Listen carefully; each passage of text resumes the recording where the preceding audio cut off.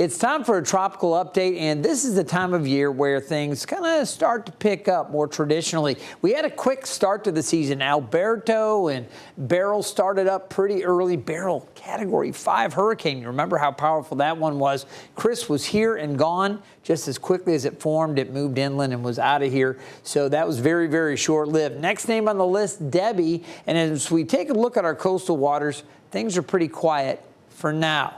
We look across the Gulf of Mexico, nothing happening there, and the Caribbean also very quiet. But there is this area that we're watching this morning that is out here still well to the east of the Windward Islands. So we're going to continue to watch this cluster as the Hurricane Center believes there's a pretty good chance of development. They're going with 50% over the next 5 to 7 days. You can see how things are going to move along, and it's going to likely come somewhere maybe just north of the northern Leeward Islands and get over towards the Greater Antilles, maybe just north of Puerto Rico and Hispaniola there, maybe making a run towards the Turks and Caicos or the Bahamas. This is the area where we're more likely to see some development. Now, the chances, again, for development in this area and probably late this week is when we would most likely see some development. There's a tropical wave that is anticipated to interact with that disturbance, and it may get better organized as the environment here should be more conducive for it.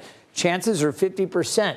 Where it goes from there, the models really have different ideas on this.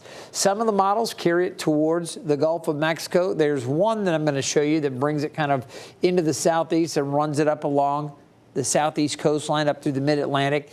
And there's another one that really doesn't develop it much at all. So these are all just kind of the early look from some of our global models as we look out over the next 7 to 10 days. Now, I'll tell you, the Canadian model was bringing it more across Florida and towards the Florida Panhandle. What I want to show you, though, a combination graphic here that shows both the European model and the American or the GFS model overlaid. So the Euro is in red, the GFS is in yellow, and you can see as we move forward through the week and come up through Friday, really not too much going on. The GFS maybe for a little while was trying to develop something just north of the islands and right in here, but really not seeing much.